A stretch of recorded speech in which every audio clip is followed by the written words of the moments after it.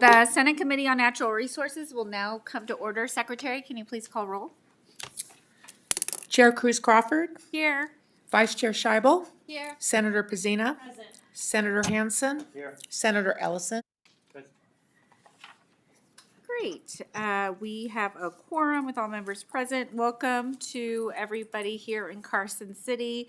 We have no one in Las Vegas and those joining us over the phone.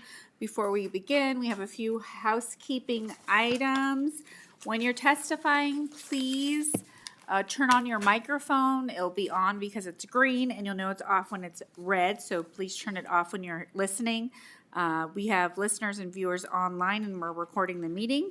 It will be available on the legislature's website following this meeting. If you have handouts for the committee, please provide 10 copies to our committee secretary prior to your testimony. In addition, exhibits and amendments must be submitted electronically as a PDF filed to our committee manager no later than 3:30 p.m. the business day before the meeting. Committee information is available on Nellis, which can be accessed through the legislature's website. You may also watch our meeting through Nellis or the legislature's YouTube channel. We ask that you keep your public comments to 2 minutes, and written public comment may be submitted before, during, or 24 hours upon adjournment of the meeting. Members of the public may provide testimony on a bill either in person or by telephone. And please finally mute your electronic devices, especially your cell phones, as they can disrupt the meeting. So today we have 3 bill hearings. First, we're going to hear Assembly Bill 26. So please come forward, Adam Sullivan, our state engineer, who will be our bill presenter. AB 26 is a measure that revises provisions relating to dams. We have allotted 15 minutes for your presentation. Please begin when you're ready. Good afternoon, Chair, members of the committee. My name is Adam Sullivan, State Engineer and Administrator of the Division of Water Resources. I'm here to present Assembly Bill 26, Reprint 1, which proposes updates to the division's dam safety statutes. So Nevada was one of the first Western states to adopt dam safety statutes. That was in 1951. And the need for this bill is primarily to update some of that old language to match current industry standards. And I'll just say that there was a minor amendment on the Assembly side, which removed the term authorized agent from the liability exemption in Section 1 of this bill. So this exemption is narrowed to just apply to division staff. So for some context, I'd like to provide some overview of the state's dam safety program. And I'll also point out that our engineering dam safety manager is here in the audience if you want to ask any questions further about how the program is run. Currently, there's 658 dams that are under the regulatory oversight, and it's categorized by high, significant, and low hazards. There's 154 high hazard dams in the state, which means that the dam failure could result in loss of life. There's 88 significant hazard, which means that failure would cause extensive economic loss or infrastructure damage. And there's 416 low hazard dams where a failure would have a low probability of causing significant loss. So one of the division's key responsibilities is conducting periodic visual inspections of dams. There's 5 staff in the section, and they visit between 200 and 300 dams each year. Additionally, they review about 15 to 20 applications for dam reconstruction or alterations each year. And a third objective of the program is to help dam owners revise emergency action plans, which are a critical document that guide first responders, local and state emergency action in the event of potential dam failure. So the division provides the regulatory oversight, and the dam owners are responsible for the maintenance and the operation of a dam. There is one exception where the Division of Water Resources is both the regulator and the owner and operator. That's the South Fork Dam near Spring Creek in Elko County. Funding for the dam safety program is primarily through an annual FEMA state assistance grant. This covers all the inspections, the emergency preparedness, the public outreach, and the technical training. Really everything except the salaries for the dam safety staff are funded by that FEMA grant. Now, all owners of non-agricultural dams throughout the state also pay a storage fee, and this amounts to about $1.4 million statewide. It goes straight into the general fund. The origin of this storage fee that people pay was to create a means to support dam owners and dam safety efforts. But currently, like I said, it goes straight into general fund.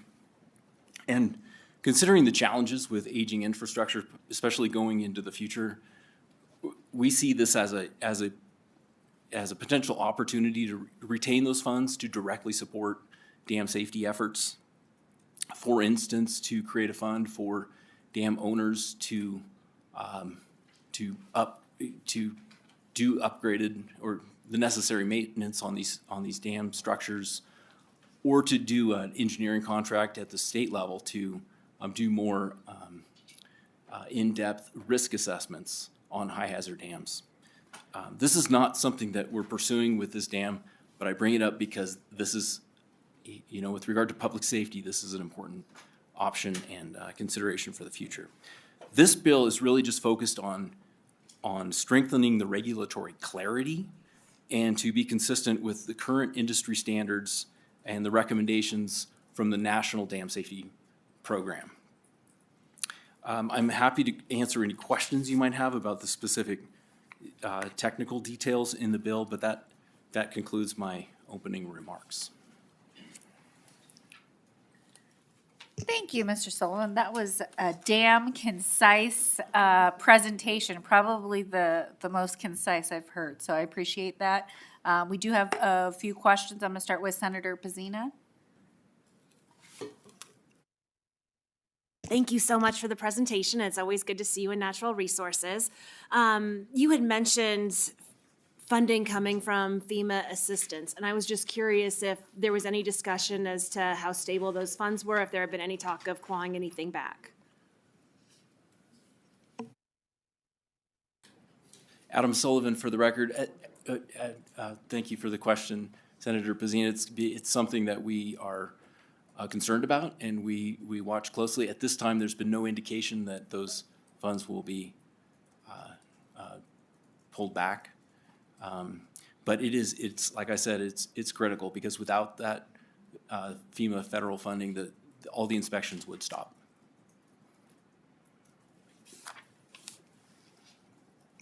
And you can go directly through, we have a question from Senator Hansen and then a question followed by Senator Ellison. Thanks, Madam Chair. Currently, the Section 1, we had a complaint. They didn't want us to give you a complete waiver of liability kind of a thing. Is there any current lawsuits or anything like that where the city engineer's office or the state has been held accountable because a dam failed? Are you aware of anything like that? Adam Sullivan, for the record. Thank you, Senator Hansen. No, there's not any current lawsuits that we're involved in. And in fact, there's some protection already provided within NRS Chapter 41.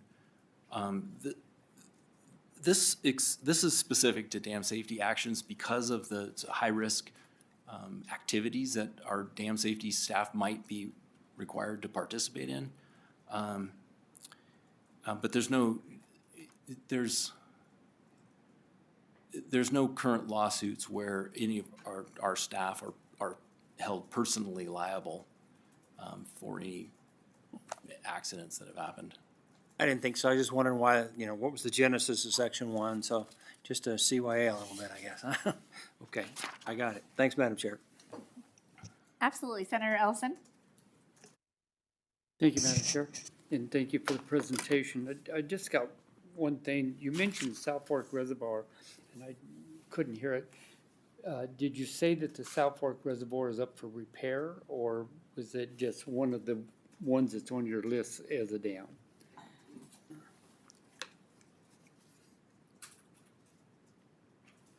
Adam Sullivan for the record. So the South Fork record, the reason I bring up the South Fork Reservoir, it's an unusual case where the Division of Water Resources is both the owner of the dam and the regulator of the dam.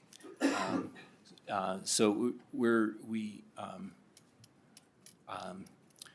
there's ongoing maintenance required there, but we do contract out third-party independent inspections so that there's another set of eyes on it. But that's the reason I bring up South Fork, is Okay. it's an unusual case. Thank you. And follow up, ma'am? Yes, go ahead. And I think it's well maintained, it seems like to be. The dam seems to be pretty good shape. But what about the Wild Horse Dam? Is that under federal control now, or is that under the state control?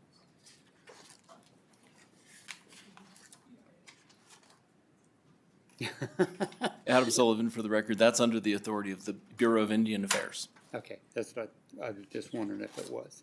Okay, thank you. That's the two biggest dams, right? I'm sorry, that's the two biggest dams we have in Elko County, I think. Adam Sullivan, I believe that's correct. Okay, thank you. Thank you so much. I do have a couple questions from constituents. So first, the engineers, are the 5 engineers you said employed by you that do conduct these investigations? The inspections? Who are the engineers that are doing the inspections? Oh, Adam Sullivan for the record, these are 5 of our staff that are within our dam safety section. So they are those who have the specific training to be able to do these visual assessments and recognize common hazards at dam sites. What kind of training do they undergo to be able to do these inspections?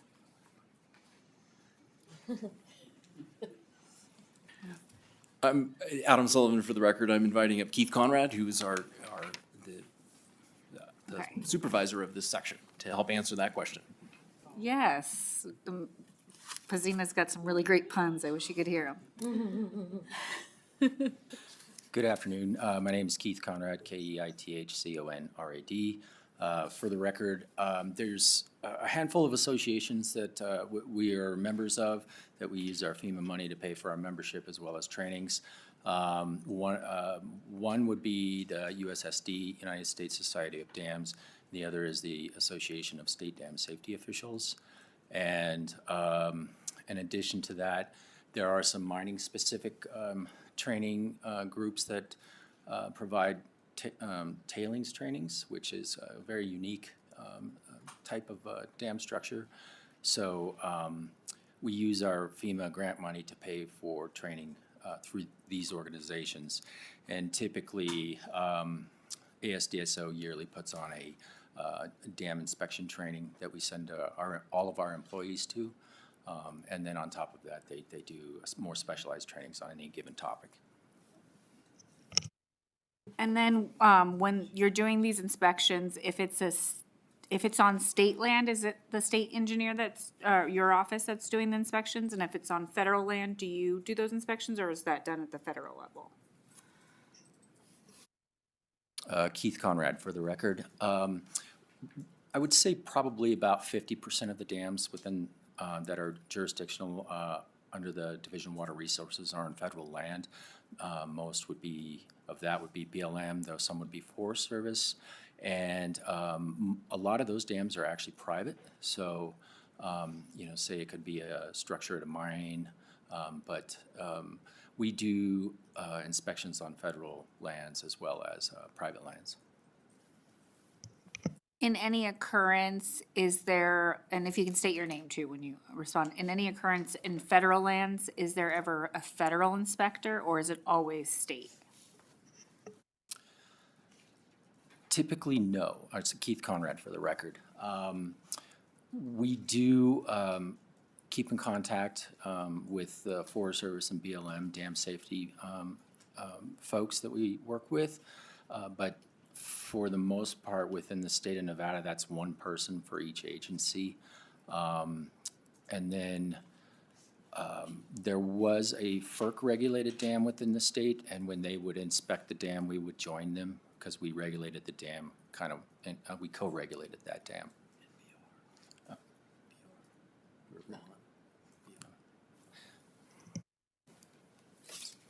Okay, I'm just asking because the way this piece of legislation is written, I want to make sure that we're covering if there's different inspectors for different lands. So if it's tribal land, they also use the state engineer's office, is that correct?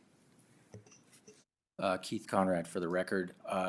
If it's a BIA administered structure, that is under their purview. They do have their own dam safety program, and so they regulate their own dams. And within this proposed bill amendment, we would exempt the Bureau of Reclamation owned dams, as well as the Army Corps of Engineer owned and operated dams, because they have their own dam safety sections and they regulate them, and they are the owners. And you're saying that the amendment addresses that concern? Keith Conrad for the record, that's correct. As the law is currently written, the exemptions for federally owned dams currently only applies to federally built dams. So in the case of either Bureau of Reclamation or the Army Corps of Engineers. So one of the issues we've had in the past was when the Bureau of Reclamation gave up ownership of Rye Patch Reservoir, the dam there, we ran into an instance where legally there was no authority and no one regulating that dam because it was a Bureau of Reclamation built dam. And so once they gave up ownership, we could not regulate that dam. So we had to come to a legal agreement with the Pershing County Water Conservation District to have authorization to regulate that dam. And that would be fixed in this bill. Okay, thank you. It doesn't look like we have any other questions, so if you can take a seat back, we are going to start taking testimony in support of AB 26. If there's anyone here in Carson that would like to provide testimony in support for Assembly Bill 26, please make your way to the podium. You have 2 minutes. Please state your name from the record and you may begin. Seeing none here, AVH, is there anyone on the line that would like to provide testimony in support of AB 26? Thank you, Chair. The public line is open and working. There are no callers at this time. Okay, is there anyone here in Carson City that would like to provide opposition testimony for Assembly Bill 26, or are we 20? Yeah, AB 26? Seeing none, AVH, is there anyone on the line that would like to provide opposition testimony for AB 26? Thank you, Chair. The public line is open and working. There are no callers at this time.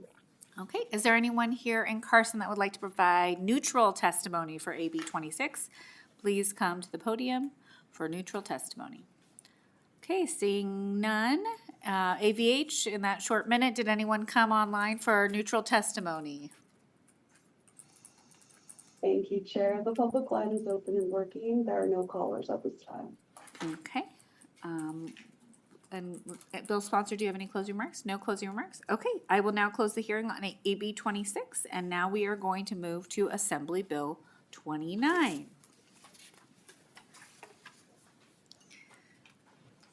We have William Stryjowski, correct? Close enough. Administrator for the State Department of Agriculture, Division of Measurement Standards. We have 15 minutes for your bill presentation. Our state engineer, Mr. Adam Sullivan, got it done in about 5 minutes and 10 seconds, but please, we rather thoroughness so we have it correct over anything. but you do get bonus points for ending on time. Good afternoon, Madam Chair and members of the committee. For the record, my name is Bill Strajewski. As you stated, I am the Division Administrator for the Department of Agriculture, Division of Measurement Standards. I believe I can be able to hit that under 15-minute mark.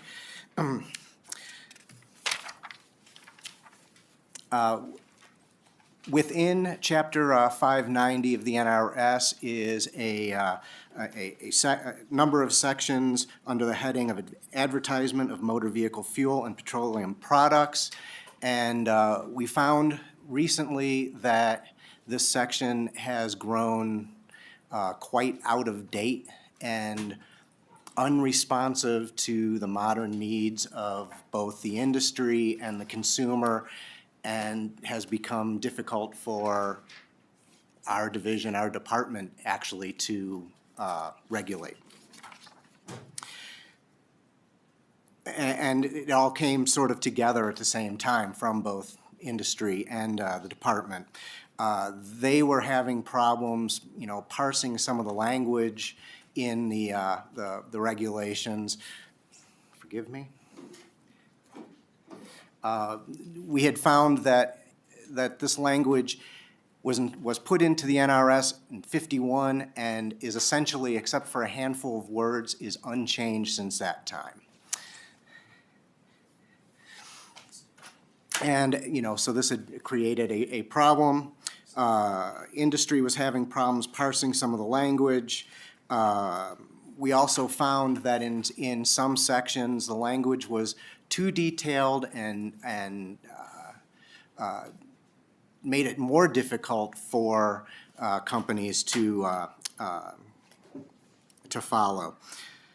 And the current makeup of the industry has changed. Many retail owners, instead of owning many stations, only have a couple, and so these single retailers don't have the same level oftentimes of corporate guidance that they did in the past.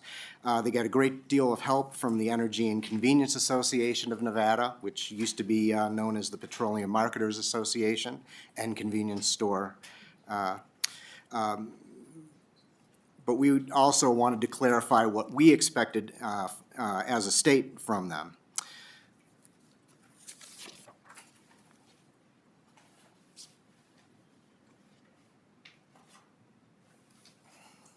So there's a number of deficiencies that we're addressing in AB 29 in a few different areas.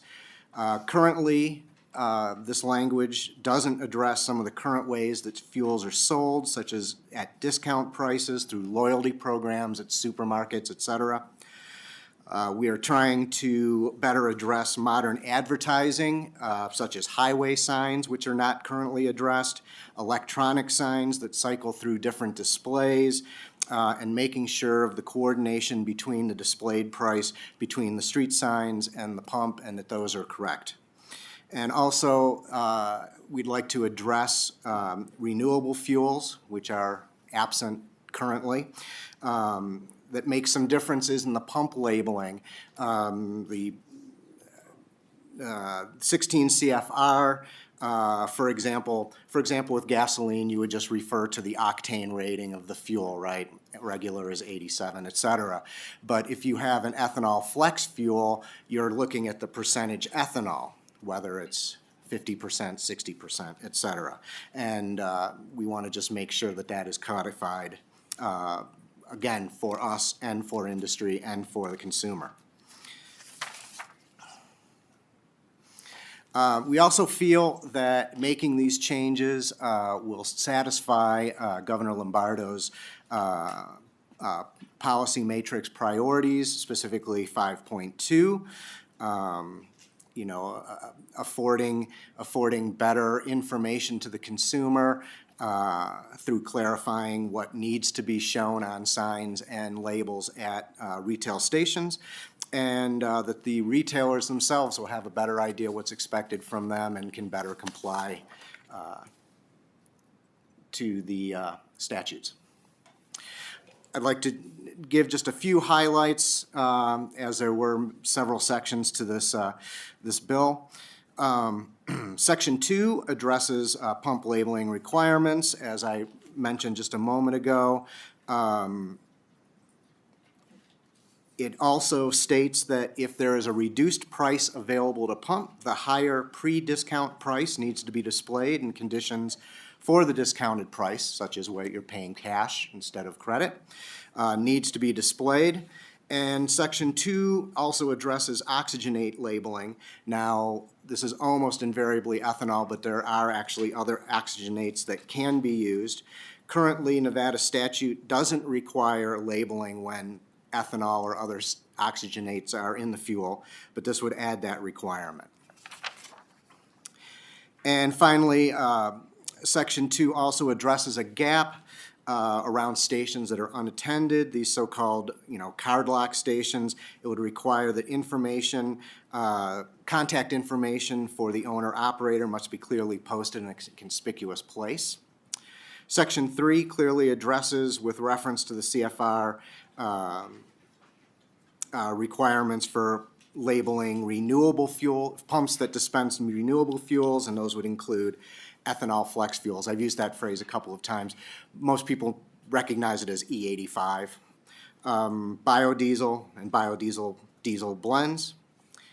Section 8 updates the manner in which pricing is advertised on media and at the pump, such as if there are different prices when paying by cash versus credit, if there are loyalty programs, or say different pricing if a gas station is attached to the station and a car wash is purchased, or excuse me, if a car wash is purchased at the same time. The existing statutes are very, very precise about sizes and colors of numbers and letters on the signs. And some of that is not necessary, some of it's too restrictive. And another section was also written in a manner difficult to interpret. We were asked by the marketers, and we had to think about exactly what we needed as well. Sections 8 and 9 address those conditions to make the language easier to interpret and follow. And additionally, Section 9 adds language aimed at electronic signage, including the requirement to be clearly visible both during the day and the night. And I'm afraid I fell behind on the slides again. And finally, there's my contact information. I don't know if I hit 5 minutes, 10 seconds. Thank you. You had just under 13 minutes. What? Thank you Good so much. God. I know, time flies when you're having fun. I get But we do thank you for your thorough presentation. Do we have any questions? Okay, Senator Ellison. Thank you, Madam Chair. I had a couple. Weight and Measures always put the stickers when they went in and measured the pumps. And I noticed that's getting farther and farther and farther in between out in some of the rural Nevadas. I don't know, do they still doing that every year? Go in and do the weights and measures and then put the new stickers of that year on the pumps? Madam Chair, may I go direct? Yes, sir, thank you. Thank you. For the record, Bill Strajewski. Senator Ellison, yes, unfortunately, in the rurals, that was an issue. We have, when we are fully staffed, we have 2 inspectors working out of our Elko office. For some time in 2023, we had 0 inspectors there until the fall, from July of 23 to October of 24, we had 1. And as you know, also a good amount of his time is spent on livestock scale inspections. We are now fully staffed, both very, very capable, energetic inspectors, and we are working through that backlog. So you should be seeing, we still are sealing the pumps when we are there, and you should be seeing more and more of those as we go forward. Okay, thank you. And the other thing I've got, and I knew there for a while you could tell when they weren't inspected because you'll put it right on the dollar mark. and you get down in Tonopah or Hawthorne or somewhere, and you hit right on the dollar mark, you'll hang the handle up, you'll get the receipt out, and it'll always go click another penny. And you get so mad at that, but it's probably makes, some of the bigger gas stations a lot of money through the years, but it just, you just see it after you get the receipt, or with the receipts printing. I will say that if you do see that occur, please do, call or reach our office online, to file a complaint, because gas pumps are just purely mechanical devices, so they're prone to fail. They cook in the summer and they freeze in the winter. But our goal is for them to be correct. So and adding after the fact is not correct. So please do let us know in those. I did report some of them. And, Oh, good. And it's not about the penny. It's about that it's. Of course. The other thing I have, Madam Chair. Go ahead, to follow up. Senator. The other thing I got is I noticed, and you mentioned this, you'll see two prices up there, one for cash, one for credit card. Well, it doesn't say credit card. It says cash or other. The difference between, and I went in and asked him this, if a debit card is the same as cash, it comes right out, why are you charging credit card rates? And they said, because you're using a credit card. For the record, Bill Strajewski. Senator, I'm afraid I can't comment on that. But you see all the signs everywhere. Sure. So it just seemed like that's a, it's not much, but, it's like 20 cents a gallon more. And that's ridiculous because a debit card is cash. It comes right out of your checking account. A lot of people don't use credit cards, they use debit cards. It is a difference, but if they're going to make that differentiation, that's all the more reason that we want to make sure that when you pull off the road and pull into the station and up to a pump, that, you either know what the highest price is, the credit price, or that the price that they're posting is the cash price. Yeah, because a lot of people don't like take cash in there and then you bring that up to JJ, will you? Yeah. Okay, thank you. You'll probably see him sooner than I do.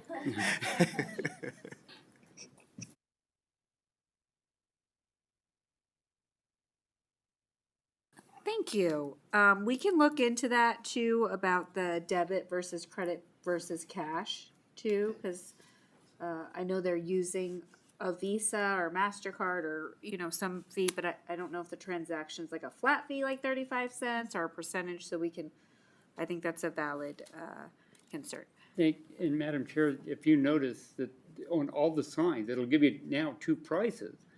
But the problem is, a debit card is a cash. It's same as cash, but yet any card that goes into that is giving you the highest price. Correct. I know there is a convenience fee because you're actually not taking out the cash and you're still using the Visa logo or credit card logo. So we can look into it to distinguish if it's the same charge as a credit card, if it's a flat fee, or if it's equivalent to cash.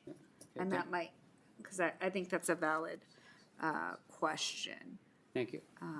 Okay, perfect. And I did look in, it looked like the credit cards are not allowed to charge over what their fee is. So they can't profit off of surcharging. Okay, perfect.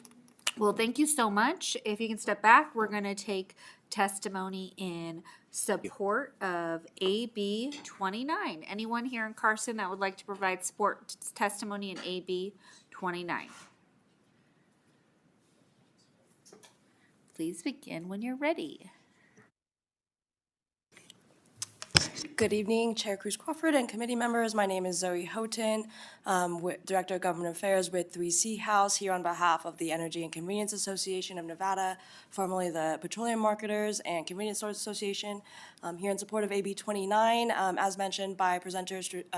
Strudewski, we offer a lot of guidance and support for our single retailers, and this bill like this, which updates the language and adds modernization for a lot more of our new what we see in our new energy field as we see now is good, and we also support this for all of our consumers as well. Thank you. Thank you. AVH, is there anyone on the phone line that would like to provide testimony in support of AB 29? Thank you, Chair. The public line is open and working. There are no callers at this time.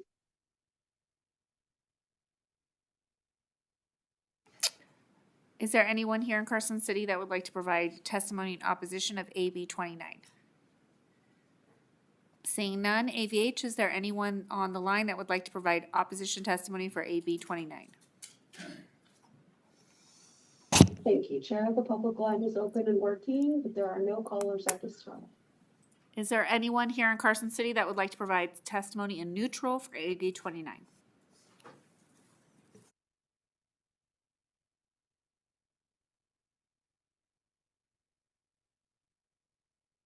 Madam Chair, members of the committee, good afternoon. For the record, John Sandy here today on behalf of the Western States Petroleum Association.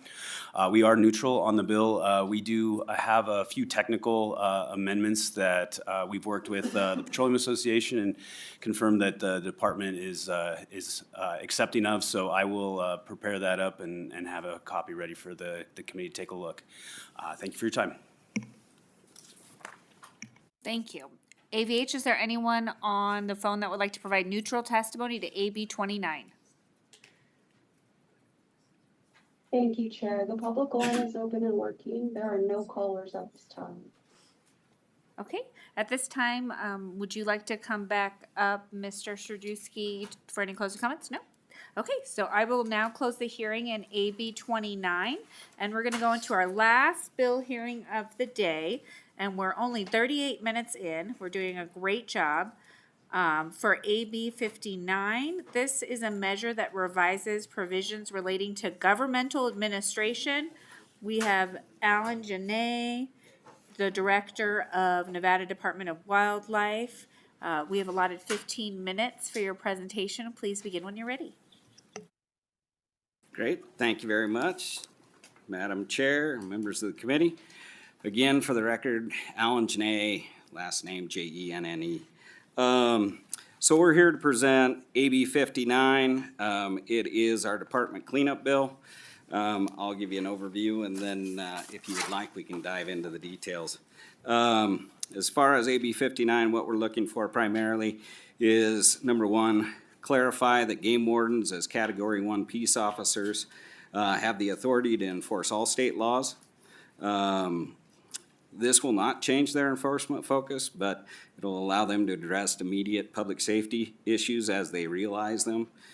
Certain situations that you can imagine, situations like DUI, as our wardens are traveling up and down the highway, there is definitely that opportunity. There have been past instances, and sometimes they are not within the current language where they are in the action of enforcing Title 45 or Chapter 488.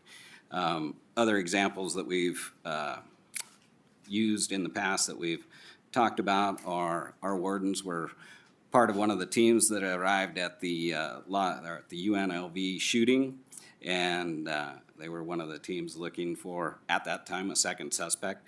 And you can imagine that we were definitely not enforcing wildlife law at that time. And so this is a thing that we're trying to put in place to try to clean up so that that takes care of a possible loophole should our wardens actually be involved in enforcement or actually detaining somebody in the means of not enforcing our regulations. So beyond that, the other one we're looking for is we're updating the ban on feeding wildlife to include all wild mammals and game birds.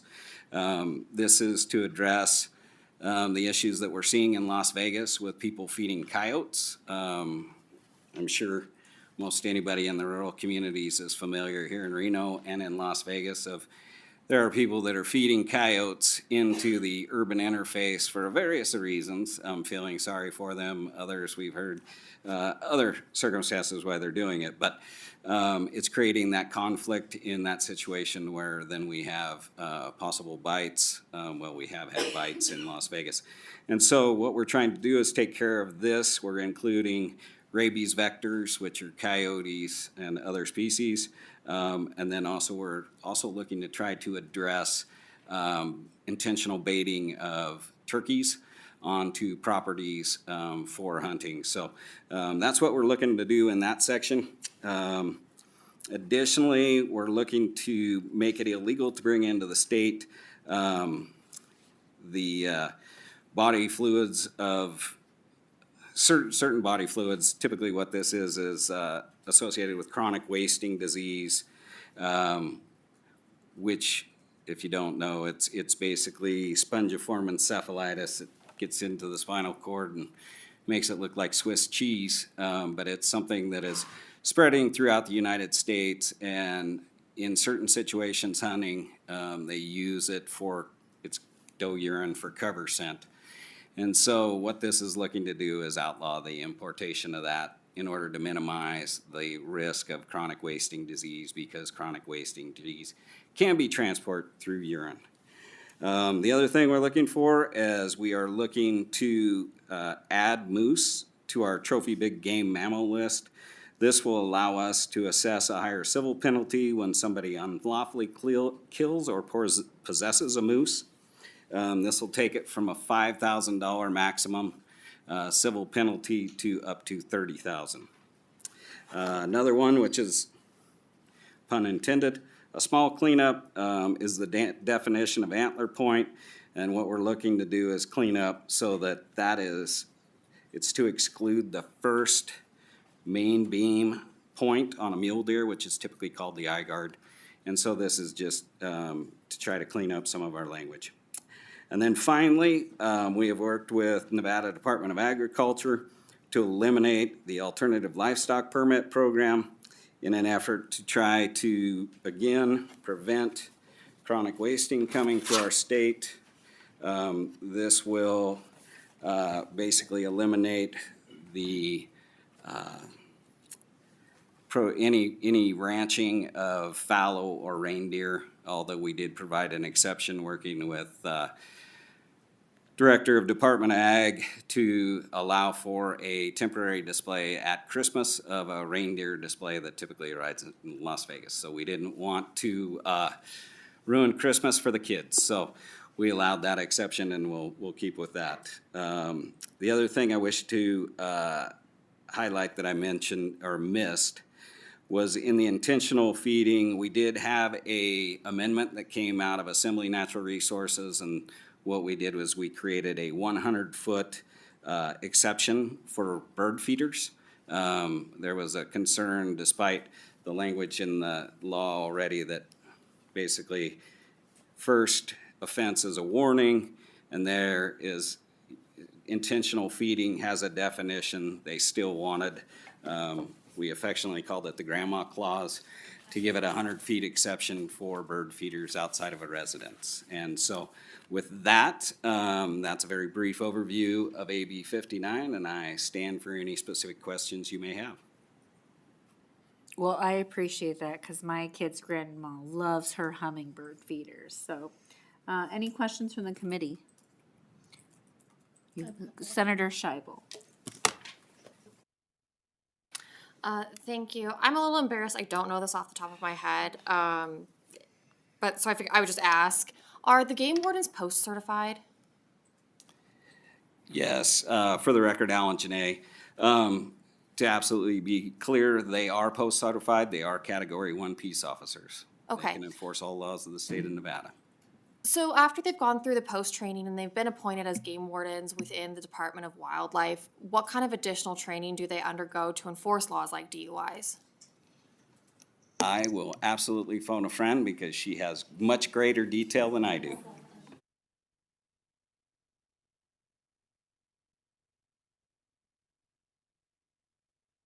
Chief Game Warden Christy Knight for the record, Kristyknight.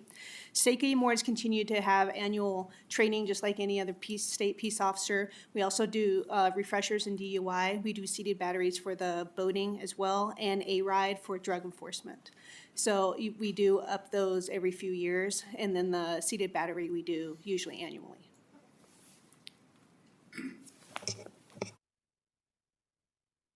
Thank you. Can I ask an unrelated question, Chair? Senator Scheib has an unrelated question. Okay, not related to the game wardens, but on the definitions of mammals and big game mammals, I'm reading through the bill right now, and I understand that this is restricted to or intended to be restricted to the section about feeding wildlife, but I'm a little bit concerned about removing the definition of big game mammals from statute and allowing the board to define big game mammals or mammals itself. So can you explain to me kind of what guardrails are in place to ensure that this is truly limited to the feeding portion of the NRS? Thank you for the question, Alan Janae, for the record. And so what we tried to do was make this as clean and succinct of a regulation as possible, because I can quickly show you the list of species that would be covered if we had not been more succinct in the grouping of those species. Basically, it covers about 4 pages. And so what we did was we took the definitions that are already provided in NAC in Chapter 503. And so game mammals fall within wild mammals, as well as fur-bearing, protected and sensitive species, and then the upland game birds, as I mentioned. And so that was all in the sense of trying to, these are already spelled out in NAC, so we figured pointing to those would probably be the most succinct way to deal with this.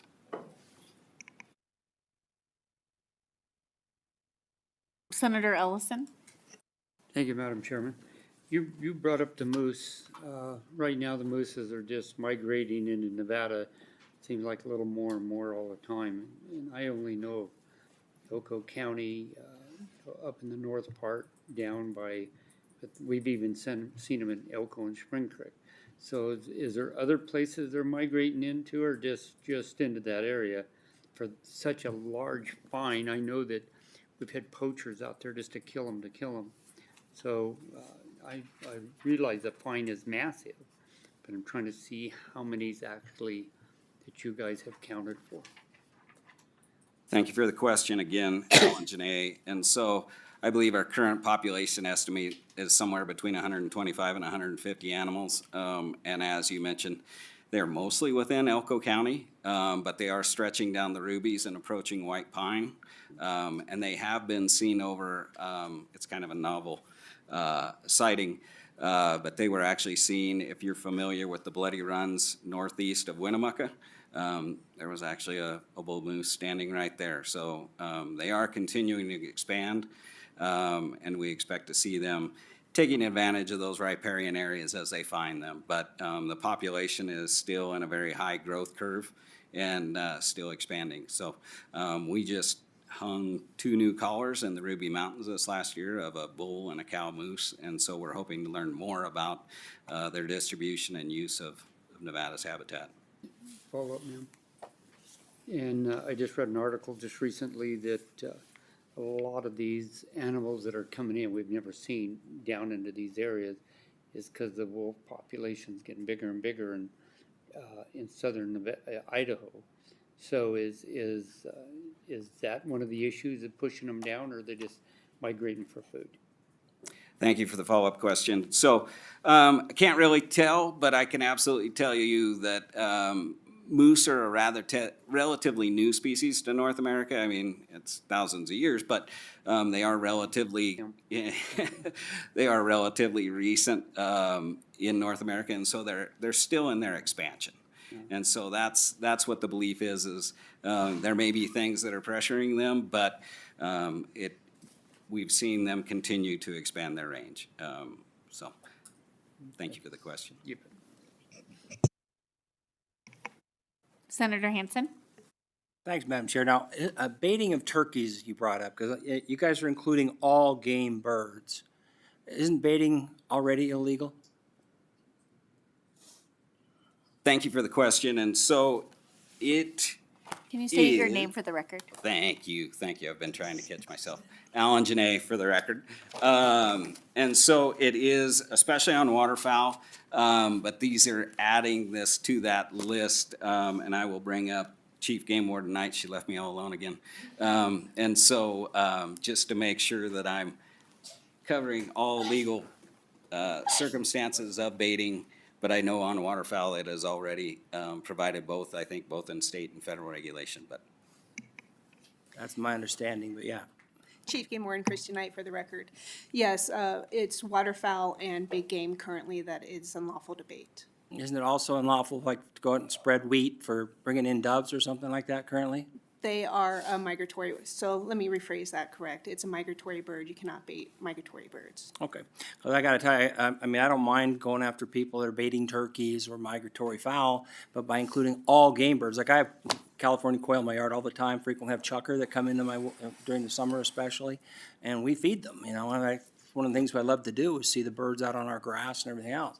So, you mentioned bird feeders, 100-foot thing, but I'm just kind of wondering why do we need to include all game birds? If you have issues with waterfowl, if you have issues with turkeys, fine, but there are, you know, I don't know how many game birds altogether, but probably another dozen or so. Some of them are very common in residential areas. Why do we criminalize an activity that's not doing any harm? So thank you for the question, Alan Janae, for the record. So one of the things we looked at, our intent is not, and we, again, put in the bird feeder clause to alleviate concern. Our issue is not in the urban. And in the way this law is written, as I said, is it is very explicit as far as the first one is a warning, and then after, you know, it addresses and goes up from there. And also it talks about intentionally feeding. And so it becomes a circumstance of like, we're trying to deal with the bad actors. We're not trying to deal with the urban interface, things kind of like that. We're trying to deal with this place of feeding coyotes, bears. In certain circumstances, we've had people intentionally feeding deer in Carson City. And so we're trying to address these circumstances. I wonder, you gonna give a citation to the governor? Because I see deer out here on the quad fairly frequently. Anyway, okay, I do have a problem with the idea of just all game birds being included in that. Other question on section 4, giving you guys full authority over all the laws of the state of Nevada. The reason that's been an issue in the past, I guess I should start with, what is your current budget for enforcement for the game wardens? Last time it was like 8 million, I don't know, still in that range? Christy Knight for the record. When we enforce public safety laws, we actually use our general fund budget, which is about $44,000 that we get from general fund. So we try not to use sportsman's dollars on that. So we go with our general fund monies. I got it, but what's your total budget? Didn't want just your general fund budget. Let me get.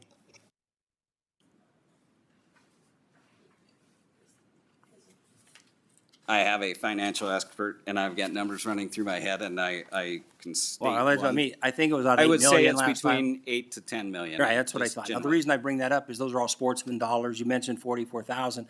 One of the reasons we traditionally did not have the wardens enforcing state laws because you basically get drop in the bucket, and it isn't really fair for the sportsman to pick up the tab for enforcing all the rules or all the things. If the wildlife belongs to the state of Nevada, citizens of the state, it's unfair that just a tiny sliver of those people are forced to pay for the enforcement of laws to protect those things.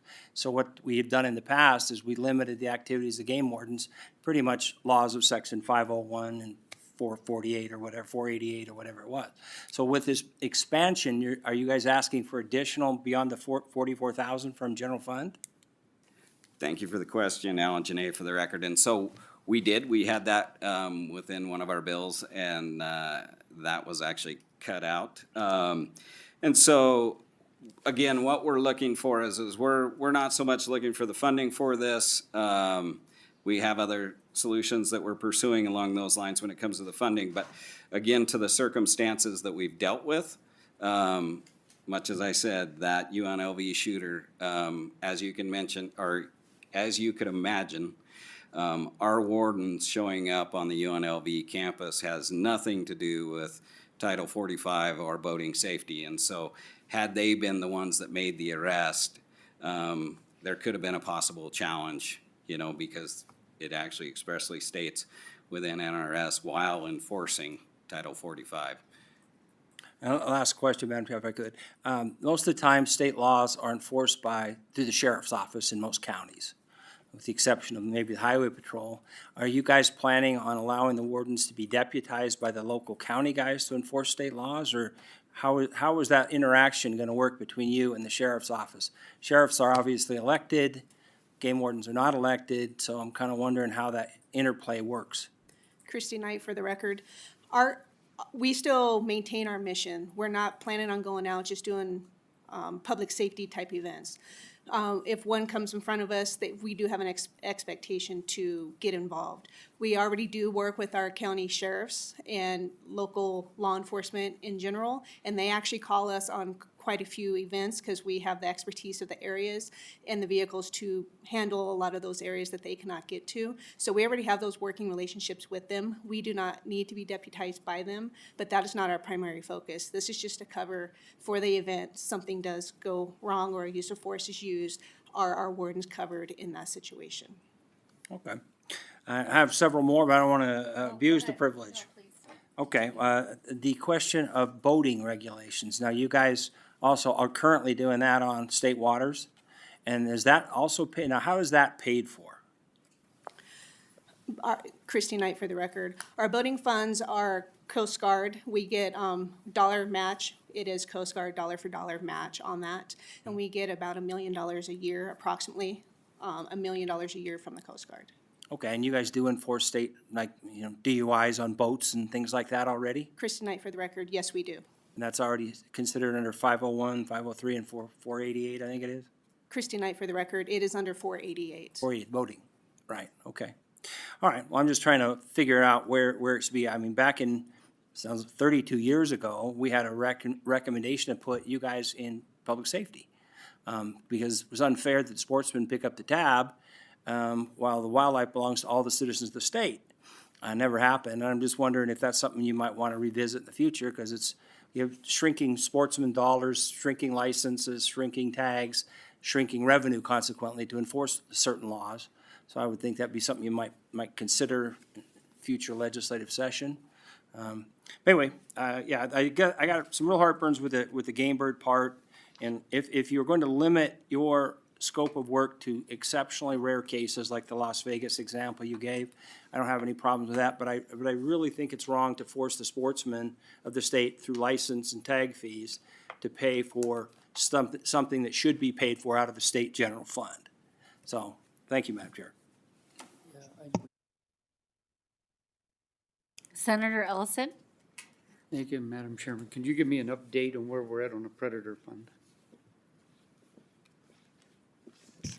For the record, Alan Janae, could you, I couldn't hear your question, sir. I'm sorry, I'm having trouble with this. I'm trying to get an update on the predator fund. Are you guys still doing this, or who else is doing it? Because, there's a lot of fee that comes from license out into the predator fund. And used to be you baited, eggs and stuff like this, and then you went down. So give us an update on where we're at on the predator fund. Yes, thank you for the question. So Alan Janae for the record. So yes, there is still the $3 fee that is actually on every application that comes into the state of Nevada, a big game application, as well as turkey. But if you remember last session, there was actually a law that was passed that allows the individual to select what it goes to. And so the individual, as they're applying in each application that they go through for each species, they can either say, I want $3 to go to the predator fund, or I want $3 to go to habitat research or management of non-predatory species. And so last application period, that cut, I believe, was 67% to the predator fund and 33% to the habitat research and management. Well, the predator fund was a fund to put in to keep control of mountain lions, coyotes, so on, and that's what that fund was strictly made for. You're saying that now it's been changed at the last session? Is that by your board, or the game board, or is that by the? Thank you for the question. That was actually, that's why she's up here. For the record, Alan Janae. So yes, that was the last session in this building. My floating numbers inside my head, and I can't remember the exact bill number, but it was within this building, and it was through the legislature that was voted and passed to make that selection to each individual based on their preferences to where those monies go. Okay. And you have a breakdown of that. You actually have that breakdown where that money's actually going for on the predator fund? Absolutely. We generate a report. For the record, Alan Janae, we generate a report annually. We track their commission-approved projects. They approve them. We implement them. We report on them at the end of the year. It's an annual cycle. Okay. Absolutely have that information. Could I get a copy of that? Absolutely. Thank you very much. Thank you, Madam Chair. Okay, couple questions. There's a lot going on in this bill. Game wardens, being able to arrest people from DUIs, from UNLV shooting, not feeding birds, selling deer pee. So I wanna make sure nothing kind of like slips by here. I wanna go back to the UNLV shooting. So did game wardens show up there on campus during the shooting? Thank you for the question. I will pass that to Christy Knight. Chief Game Warden Christy Knight for the record. Yes, UNLV, game wardens did show up at UNLV on campus, checked in with ICS, which is Incident Command, and then they were given into a team. And they ended up going to the building, was on perimeter of for the second, what they thought was a suspect. Okay, and then how did you get communicated? Is that normal that you get asked to go to those situations? And if that's already in place, why would you need to add this? Because it seems like there's already a communication stream to get you there, which would have been an approval for you to be there. Chief Game Warden Christy Knight for the record. Yes, we are asked to go to these events specifically.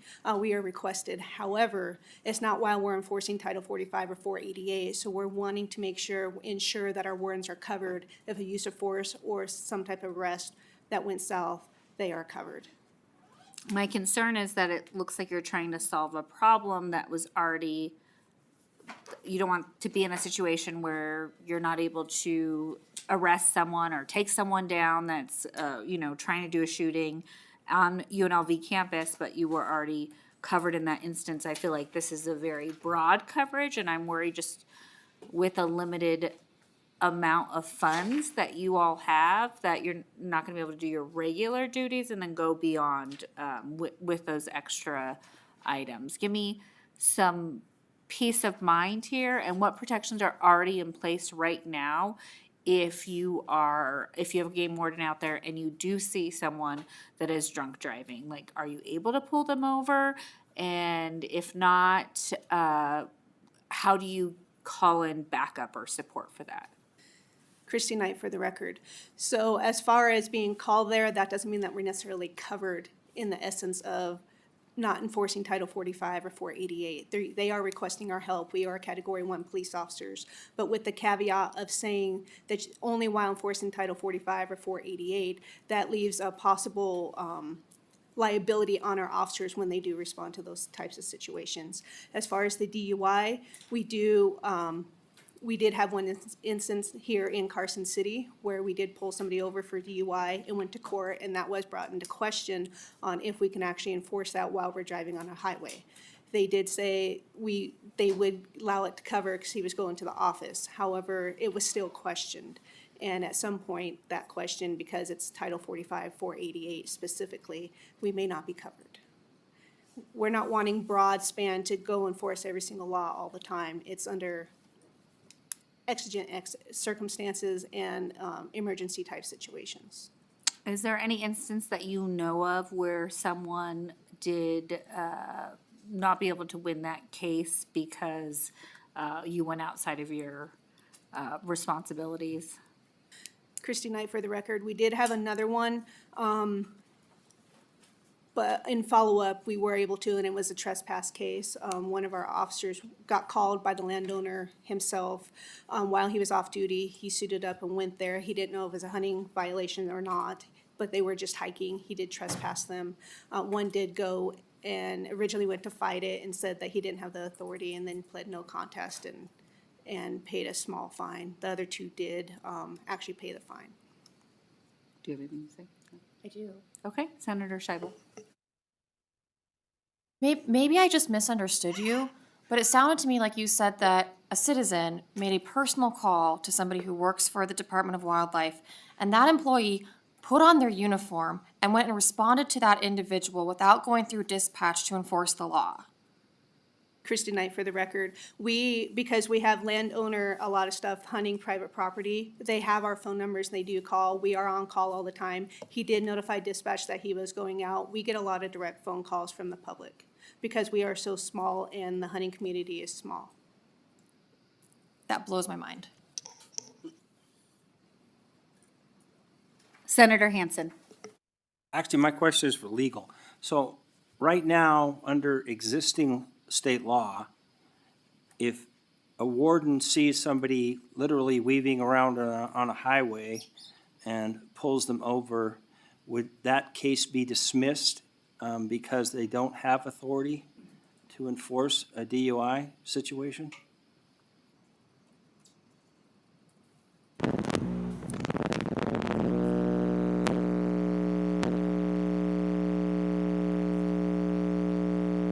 Hold it, somebody's got to. There we go.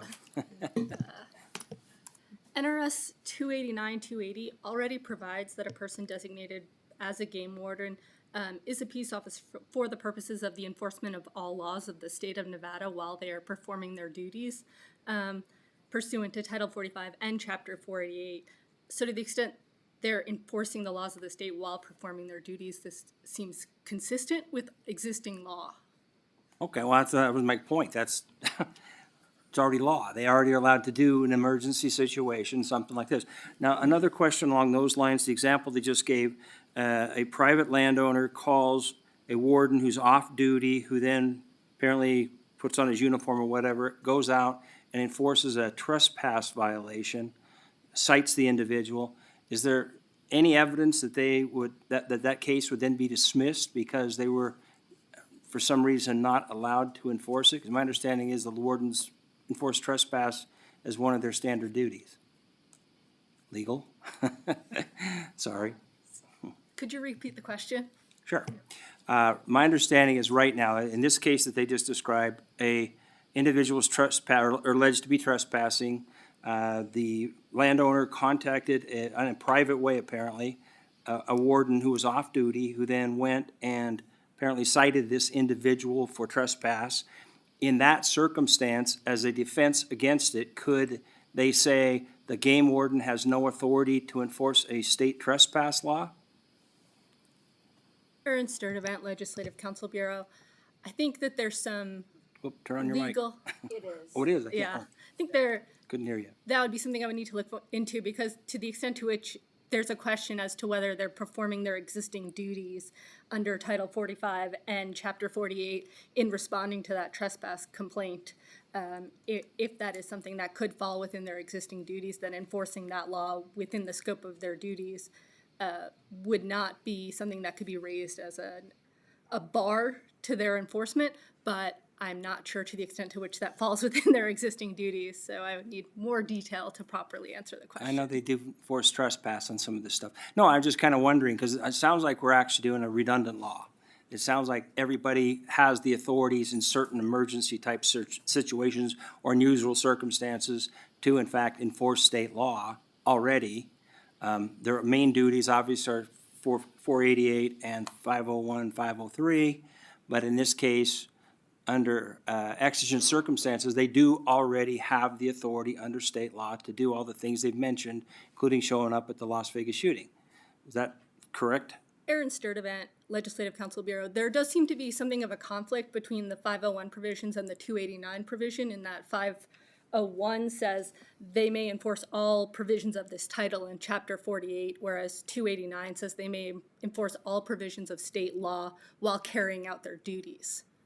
Right, well, that would be, because I know that I've seen their field guides, and you definitely cite people for littering, for trespass, which are not 488 and not 501, 5103, 501 through 503. So you obviously have the authority right now to enforce state law, because you're doing it, or at least you have been. So I'm kind of wondering, what's this new unusual need? Because you already have these authorities that you've obviously exercised for many years. Christy Knight for the record. While they are enforcing Title 45 and 488, they do enforce other state laws. The question that comes in is when we're not enforcing those, let's say we're in the office or we're even called in off duty to go help, let's say with the UNLV shooting, because we did call a couple people in while they were off for that. The question is, are they actually covered, because they were not enforcing Title 45 or 488 at that time? And as far as the littering, they were enforcing it, they were checking, it might be a camp or something like that, they littered there, they handled that situation, or on our property, on wildlife, our management areas, littering type things like that. So it was while they were enforcing Title 45 or 488. Okay, well, I'm just saying, seems to me like you've got all the authority now to do all the things we talked about earlier. And then we have defense, it's kind of an unusual thing for natural resources. Sounds like a judiciary thing. And we do have a defense attorney on board here. So it just, obviously if I was a defense attorney and you were only allowed to do certain things and you're trying to enforce a trespass statute, my immediate thing would be like, just like if you're a sheriff in Pershing County, you don't get to enforce the laws in Clark County, except in exceptional and unusual circumstances. Would a defense attorney use this? And if the answer is no, they wouldn't, because you do have authority, then this need for this law is unnecessary. So if I may, for the record, Alan Janae, so one of the things we're looking at here is like, our wardens are spread across the state. They're part of very small rural communities. They are often called into support actions by the county sheriff. And in these circumstances, they could be rolling out, not doing anything to do with wildlife law nor boating safety. And they could get the call, they go to support the sheriff's department. And in that circumstance, they may be the individual that comes upon the offending suspect, they make the arrest. You've just created a loophole where possibly because they weren't enforcing wildlife law nor boating safety, they have created this loophole for the suspect as a possible out. And we're here trying to take care of a situation that we're seeing the tip of the iceberg, in our opinion, is like, we want to be there. Our wardens are part of that community.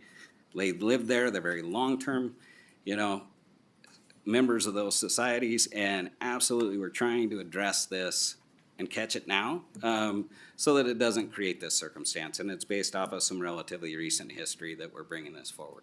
Okay, well, I just don't think you have a loophole now. Otherwise, the defense attorneys would use those to eliminate these cases. You guys have any cases at all where something that you charged an individual for was actually dismissed because you as a state law enforcement officer didn't have authority to enforce a specific state law? Christy Knight for the record. To my knowledge, we do not have one that has been dismissed, but it has been brought up by the DAs. Okay, but it's never been done in a court of law by a defense attorney or a public defender? Christy Knight for the record. Correct. Okay, thank you. Okay, thank you so much. Yes, again, this bill does a lot. DRP, feeding birds, and giving wardens complete policing authority. My concern is this is the Committee of Natural Resources. I feel extremely uncomfortable providing this portion of the bill. I think it should be in, I was asking Senator Scheibel, is this judiciary, is this government affairs? I don't, I don't feel comfortable with this piece of the bill. I am in agreement with my colleagues. I feel like these protections are already in place. So we can talk about this further as we go forward. But right now, we're gonna take some testimony and support. So if you'd like to step up, we'll start. Anyone here that would like to provide testimony and support for any portions of AB 59, please come forward.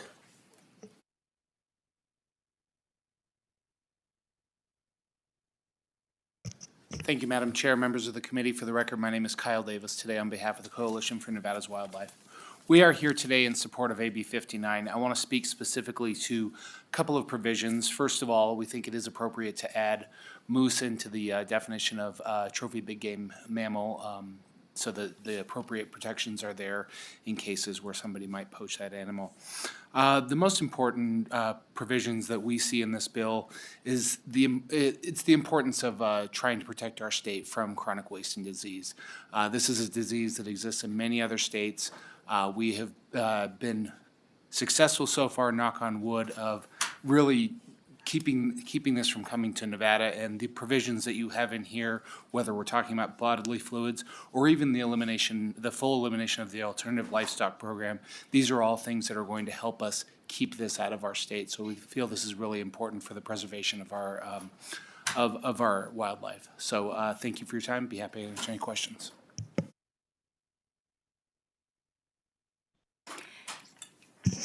Hello, this is Karen Talo, a Washoe County resident, and I had not intended to testify on this bill. For someone like myself who's just a resident who has nothing to do with the Department of Wildlife, I am a little bit shocked that we're not a little bit more supportive of our law enforcement officers. I did work in the rural clinics. That was one of my jobs in mental health for many years, and I can't tell you how many times the wardens in the rural areas were very supportive of people who were having mental health crises, et cetera, et cetera. So I would really, there's several things in this bill that I truly like, and I hope there's some way that we can support this bill and definitely support our law enforcement officers. Thank you. Thank you. Paul Young, on behalf of the Board of Wildlife Commissioners. We're here today in support of AB 59. Thank you. Afternoon, Madam Chair and committee members. My name is James Mortimer, for the record. I am the Vice President of the Nevada Police Union, representing state law enforcement across Nevada. We are here today in support of this bill on behalf of all state game wardens. We strongly urge you to support your state, local law enforcement. And in regards to this bill, game wardens, show your support for your state law enforcement by voting in support of this bill. Thank you. Good afternoon, Madam Chair, members of the committee. For the record, my name is Andrew McKay.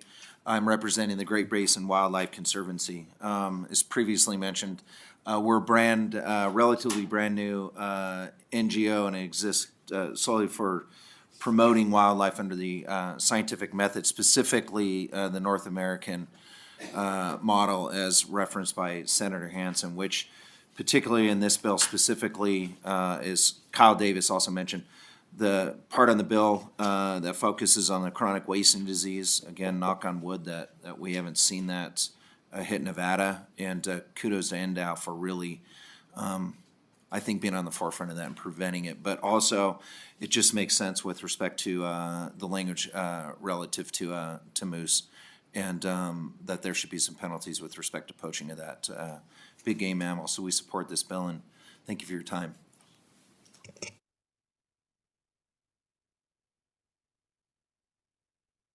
AVH, is there anyone on the line that would like to provide support testimony for AB 59? Chair, the public line is open and working. However, there are no callers at this time. Is there anyone here in Carson City that would like to provide testimony in opposition for AB 59?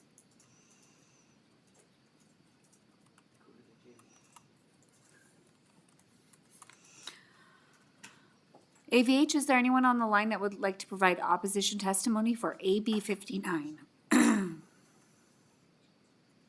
Thank you, Chair. The public line is open and working. There are no callers at this time. Okay, anyone here in Carson that would like to provide neutral testimony for AB 59? Seeing none, AVH, is there anyone on the line that would like to provide neutral testimony for AB 59?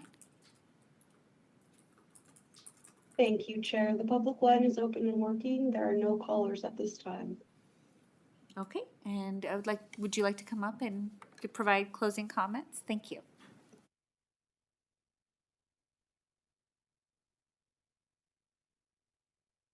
Thank you for the opportunity to present this bill. Again, for the record, Alan Janae, greatly appreciate the dialogue. As you can see, the department has a very diverse coverage of things that we deal with, as you mentioned.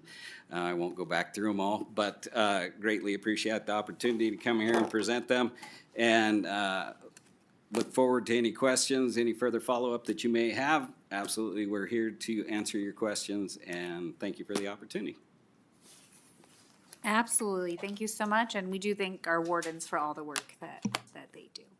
Okay, this brings us to our last piece, which is public comment. Is there anyone here in Carson City that would like to provide public comment?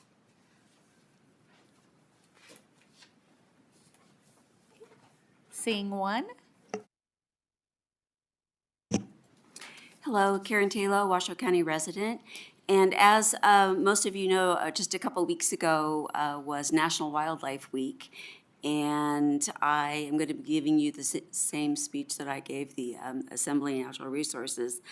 I want to recognize the sportsmen, first of all, and everything that they do for wildlife, of course, especially the 34% who chose the habitat portion of the $3 predator fee.